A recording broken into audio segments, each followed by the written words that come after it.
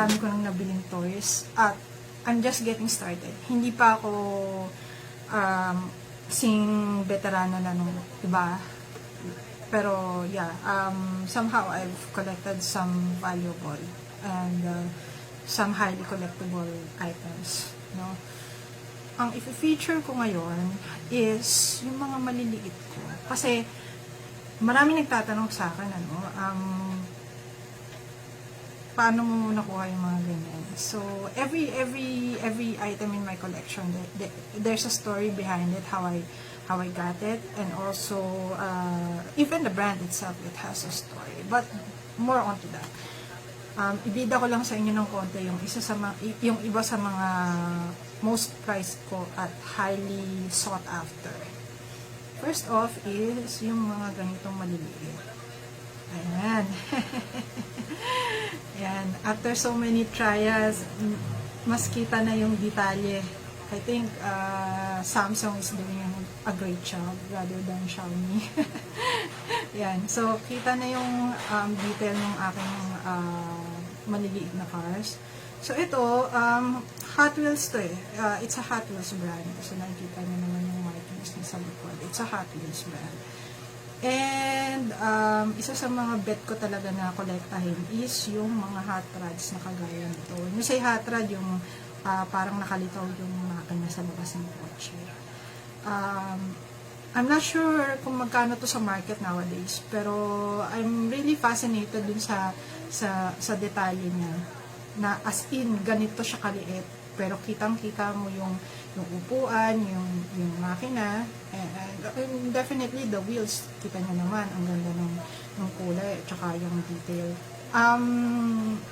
Detail-oriented talaga ako when it comes to picking yung sa collection ko and all that. Hindi ako more on sa condition eh, kasi marami sa mga collection ko, kulang ng gulong, may patina, especially yung mga lumang-luma na talaga, may mga paint chips and all that, parang battle damage kung tawagin.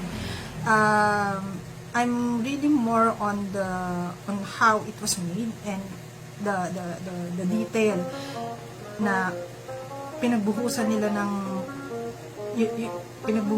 talaga ng panahon on how to do it. Mga Hapon magaling sa ganyan. Kaya usually yung mga ganong kaliliit na kotse sa aking collection ay galing sa mga Japan surplus and other Japan toy companies like Kyosho and others. Isa sa mga most prized ko din is ito, yung big bike na ganito kaliit. So, eto, kasama din to sa isa kong toy lot na napanalunan sa isang toy auction sa FB. Nagagalaw yung manibela niya like this. Yan. Tapos, napapaandar din siya dito eh. Usually, mga ganitong maliliit ko, ang action niya is pushback or pag pinaandar mo na ganun, sisigi yung motor. So, this is also Japan made. Ang galing ng detalye lang. Kita nyo, ayan o. Kitang-kita yung tambucho, yung upuan, yung gas tank, tsaka yung makina mismo, parang ilang cc of power to. Feeling ko, masisira to pagka pinaandar mo sa EDSA eh. Isa pa sa mga favorite ko sa aking collection ay itong orange na charge car. So, it's a race car. Popular to sa mga car collectors kasi maliban sa of course kakaiba yung detalye niya, yung decals niya and all that. In reality, mabilis ng coaching to eh. I'm not sure kung ilan yung cc of power na kaya nito, pero basta, maganda to. Lalo na yung malaking detail nito sa Kyosho, it costs like 5,000 yata yung huling tingin ko dun sa diecast kit namin. And also, part diecast, part plastic siya. Ito, ilalim niya plastic, no? But the body is partly diecast. Of course, yung spoiler niya is plastic. Memorable sa akin to kasi isa ito sa mga lot na nakuha ko sa isang toy seller. Na-surprise ako kasi ang nagbenta nito si Father. Si Father Ibanez sa Pasay. Hello. Memorable sa akin to kasi yung story, kaya niya binibenta yung ibang mga ganito niya sa collection is para makapagpagawa siya ng bahay dun sa isang tinutulungan niya, no? Nakita ko yung sa FB na napagawa niya yung bubong, napagawa niya yung hindi literal okay na yung bahay, hindi na tumutulong, all that. Talagang disente na siyang puno. And I felt glad na isa sa mga pinagpagawa ng bahay na yun ay galing dun sa pinangbayan dito sa toilet na to. Kasi yung marami tong kasama may mga motor na kagaya nito. Ayan o. Ito yung isa sa mga kasama niyang motor. I think it's if I'm not mistaken, this is a Honda also. It's a Honda. Yung super detailed na motor. Ayan. Among other things, may nabili rin ako sa kanyang coke truck at saka yung, if I'm not mistaken, yung kasama nito, monkey motorcycle. So, among other things, nakatulong yung pagbili ko.